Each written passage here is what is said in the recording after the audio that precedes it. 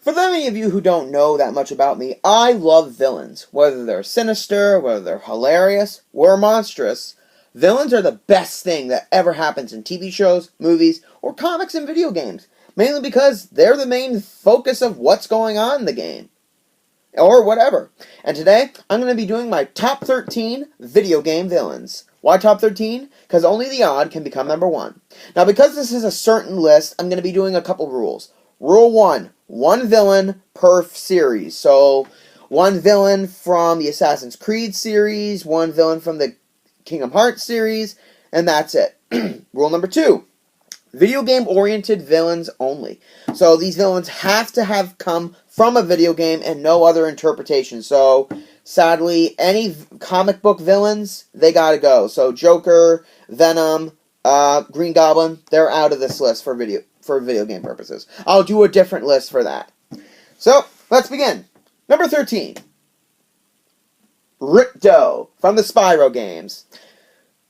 When I was a kid, I really didn't know what Ripto was. Was he supposed to be like this mage? I mean, there wasn't any indications. But now that I look at the new Reignited image, you can see some reptilian features. I think it's reptilian. I'm not 100% sure.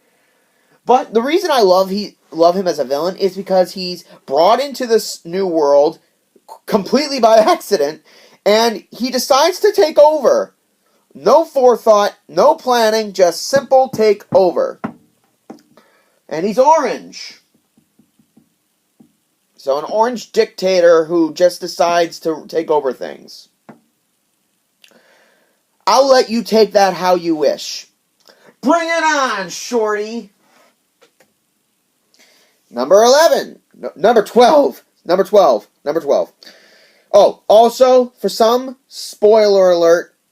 Sorry it's a little late, but spoiler alert for those of you who haven't played certain games. I will be, so if you don't, spoiler alert. That's it. The one thing I love about crime shows is just getting into the criminal aspect of a villain. And there is no better resource than Scott Shelby from Heavy Rain. Scott, you play as Scott Shelby throughout the game as a PI trying to track down the parents of the victims of the Origami Killer. And throughout the game, you will meet the characters through Scott as he investigates what happens. But later, as you go on through the game, you will quickly discover that you have been playing the killer this whole time. Yeah, what does it take for him to crack? I guess living in a trailer park, having a drunk for a dad who won't even help you to save your own twin's life from being caught in a storm drain and drowning.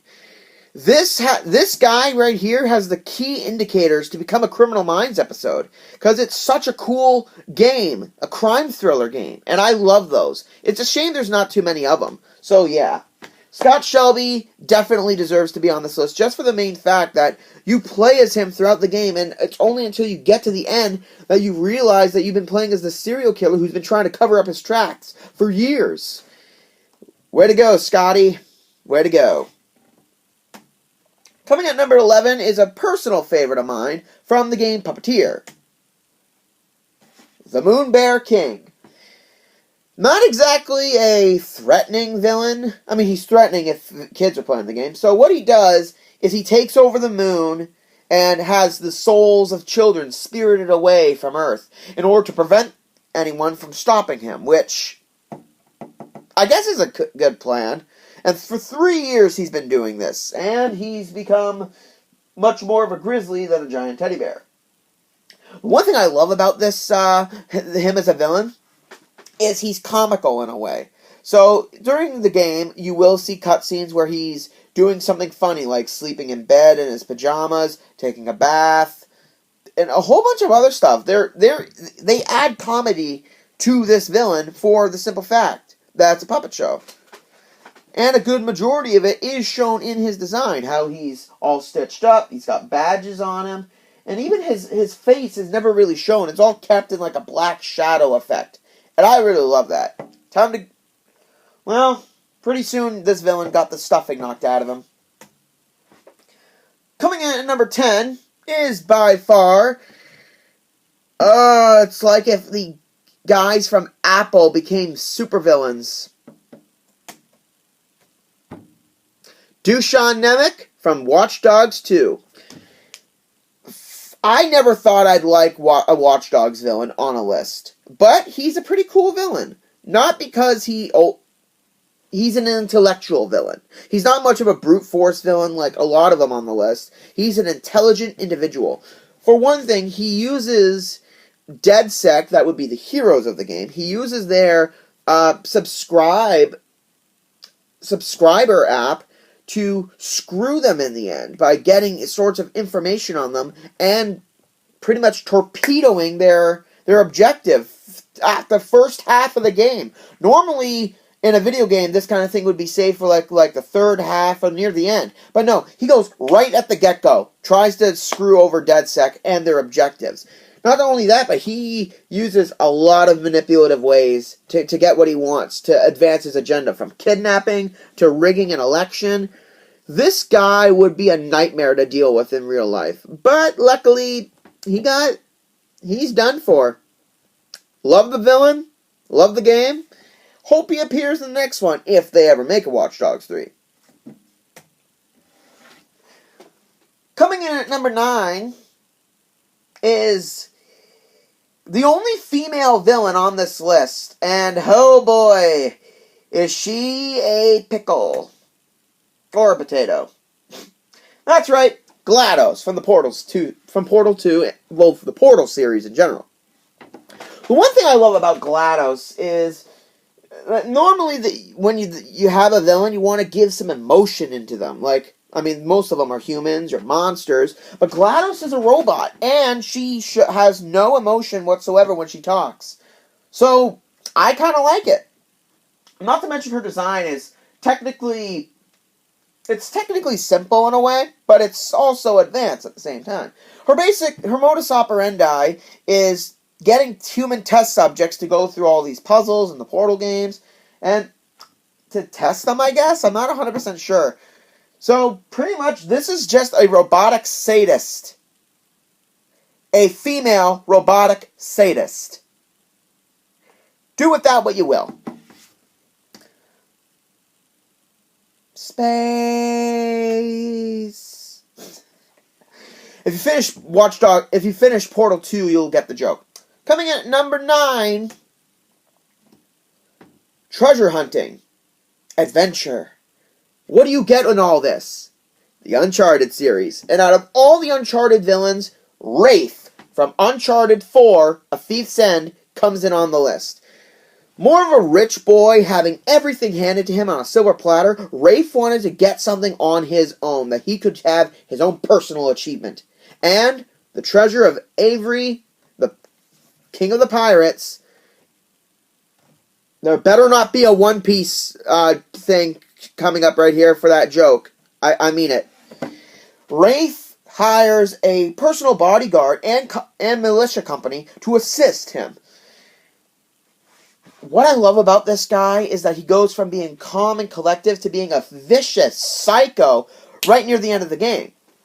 When Drake and his brother catch up to Wraith in the pirate ship to collect the treasure, we discover that Avery and two of the pirates in the game, they killed each other for the treasure, which kind of plays into Wraith and Drake's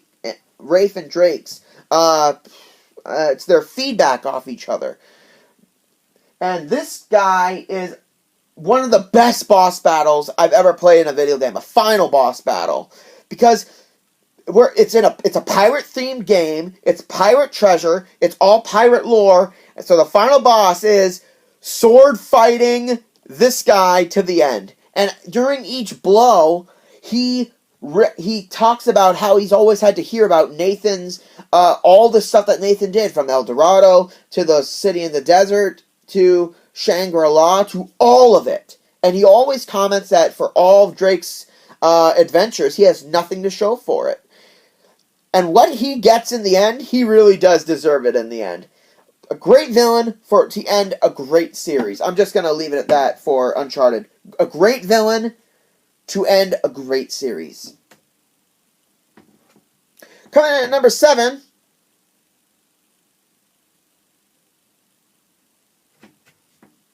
A lot of you aren't gonna know this villain. Unless you play a lot of Mega Man. And no, it's not Dr. Wily. No. I got someone better. Mr. King from Mega Man Star Force 3. Yeah, I feel like I'm one of the only people I know who played that game and loved it. Mr. King is, for all purposes, a criminal enterprise villain. He's the leader of a criminal syndicate. Mainly for what he does is Mr. King goes under the guise of being this thoughtful and intelligent businessman who gives to charity. But behind the scenes, he's an evil, vindictive psychopath who has a greater plot, just like Toys R Us. Okay, maybe I've been going a little too far, but the main part I love about this guy is it plays well into the Mega Man final boss theme. You don't really fight him. You fight the big monster that he creates in the end. So he runs Dealer, and he has a whole bunch of cohorts who use noise from all the electronic devices in the Mega Man world to gather energy to release the Crimson Dragon. And I know a whole lot of you are going to be doing a Yu-Gi-Oh comment down below, aren't you? Nope, not the same one. But I do love his design. The robotic chair that's also a poker table, from the colors that they use. They use dark purples, light purples. This is a really cool character. A really cool villain, to be honest, in terms of a color palette. So, I love this villain for his theme, his color palette, and just the overall look of him alone. Well, I guess he got dealt a bad hand in the end. Coming in at number 6, Crawford Starrick from Assassin's Creed Syndicate. I loved Syndicate, and Starrick himself as a villain. Unlike a majority of the other villains in the Assassin's Creed series, he didn't really get too involved himself in all the plans throughout the game. Like, we see him once in a while after each sequence and a cutscene, and we kind of learn that he's kind of a sophisticated gentleman. And I really love that about a character, about a villain. I don't like them to be monsters. I don't like them to be evil, like showing they're evil. I like them to be subtle, and that's what Starrick is here. He's a very subtle villain right to the end. Now, in terms of his whole scheme, it was pretty much just to find the Shroud of Eden that was underneath Buckingham Palace. And the final confrontation with him is, I'd say, lackluster. But the fight with him and his character in general throughout the game really gets him higher on the list, in my opinion. Assassin's Creed villain? Best Assassin's Creed villain? Not really, but it's one of my favorites. Alright, we're down to the wire. Number 5, from Mario, Bowser. Ha-ha! Gotcha! No, Fawful takes this spot way ahead of Bowser. For a couple of simple facts, which I'll get to in a second. I love Fawful I never really played the first Super Mario game where he was introduced, but Bowser's Inside Story, he was a psycho. The reason he outbeats Bowser is for a couple of simple reasons. For example, this guy planned his revenge after the first game he was released, and throughout Partners in Time, because we see him throughout Partners in Time in the underground with Baby Mario and Luigi. This guy got Bowser to eat the vacuum mushroom to devour Mario, Luigi, Princess Peach, Starlo, a whole bunch of the Mushroom Kingdom, weakened Bowser, got rid of him, took over his castle, found the Dark Star, turned Peach's castle into a giant mech, and was the closest villain to achieving his goal. And he did this all by himself within a day.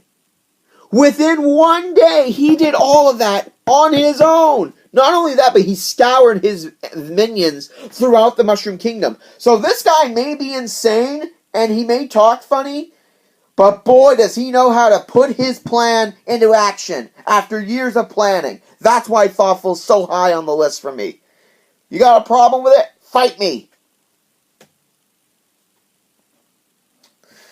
Coming in at number 4, one second. From the Borderlands series, we got the CEO of Death himself, Handsome Jack. My God, he is handsome, isn't he? Handsome Jack is by far a really, really good impersonation of what it is to have a villain that acts more like... I don't know how to explain him, to be honest, because how can you explain insanity? You can't. And that's what I love about Jack. Even through the Tales of the Borderlands series, he was insane, he was sympathetic, he was ruthless. That's what makes a good villain like this. To be able to feel sympathy for this villain, to be able to hate him all at the same time. Not only that, but he went through a lot throughout all the Borderlands games. I mean, he betrayed his wife, he betrayed his daughter, technically, and he ended up paying for it in the end. And the way they brought him back in the Borderlands, Tales from the Borderlands game, was just beautiful. It was just beautifully done. Well, Jackie, you're definitely not handsome anymore. Alright, we're downing down to the top 3 here. At number 3, I really hope you don't have cameras or have a thing for teachers, because this one's going to make a whole lot of people cringe. Capable of being a Criminal Minds episode once again, Mark Jefferson from Life is Strange. Holy cow, can they reduce foreshadowing to a bare minimum with this guy? Right from the start of the game, the first episode of Life is Strange, they have this guy say that he could be the villain, like he could take a photo of any of us in a dark corner, and it was creepy, and then they just played it off. They had us thinking it was him right from the get-go, and then it completely goes out the window in a couple of minutes. Do you know how awesome that is, that they could disguise this guy as the villain within a couple minutes of the beginning of the game? And throughout the game, they continue to foreshadow that he could be the villain, and not just in the dialogue throughout the game, but throughout but well-placed art forms within the game. That's what I love about this game, and the villain in general. Even though he's a creepy psycho, this part may not be good for kids, but this guy takes... You know what? I'm not even going to describe it. If you're... Oh my God. Let's just say he's creepy to the power of 10. That's a given. This guy is creepy beyond all belief, and I love him for it. It's a good way to disguise a surprise villain. Disney, this is how you do a surprise villain. Not that stuff you did in Frozen. No. Alright, next picture. Coming in at number 2 is my personal favorite, Xehanort from Kingdom Hearts. Is there no villain who has more patience than this guy? He is the Dark Lord of Kingdom Hearts. He is the Voldemort of Kingdom Hearts. That's how awesome he is. He has managed to split his heart into 13 vessels to create the great object of his desire. I can't wait for... What I love about him, though, is how long he takes to plan his main goal. I mean, he started out when he was an old man and a young man. He has the ability to time travel. I'm not 100% sure of how it works. That's what... This villain confuses me to no end. And I love that. He sets events in motion years into the future, and without missing a step. He is 3 steps ahead of the heroes of the game. even though throughout time he placed his bets on his plan like 10 years into the future, and everything goes according to his plan. That's what makes Xehanort a great strategist. And being a villain this well done, and if you think about it, in every single game, he is the final boss of all Kingdom Hearts games in one way or another. And how many game series can really do it so well? This guy, he needs to be the final battle in number 3 and give us a satisfying conclusion. Alright, we've reached number 1, ladies and gentlemen. Number 1. If there was ever a character in video games to make a representation of a modern day asshat, this next guy's got that trophy in spades. Real life a-hole. Rich. Intelligent. Thinks he can't be defeated. I know none of you are guessing who it is because you're not going to get it. From Grand Theft Auto 5, Devin Weston. This guy had me frustrated to no end throughout Grand Theft Auto 5. Well, at least until he came up. For what makes him such the best villain of this list is the mere fact that he doesn't do anything in this game. He contracts us to do tasks for him.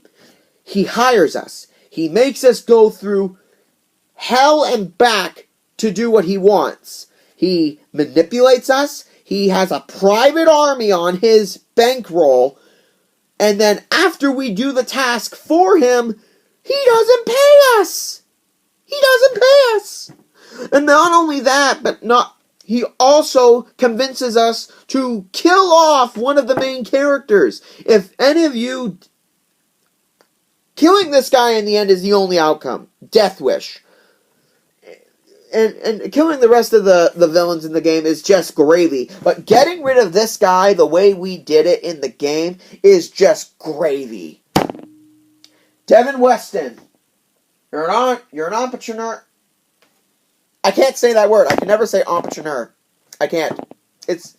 You're a businessman. You're rich. You're powerful. You have a private army. And we still shoved you into a trunk of a car and pushed you off a cliff. I defy you to find a more satisfying end to a villain than that. That's it. That's why Devin Weston is my number 1 video game villain. Well, that's it, ladies and gentlemen. Really hope you enjoyed the list. So, throughout October, Okay, yeah, I'm not going to do any Halloween videos. I'm not going to do anything because I have nothing Halloween. There's no video games based on Halloween. I'll think of something for the rest of Halloween. But before I end, I want to give a big shout out to Kid Spider and Kitty Noir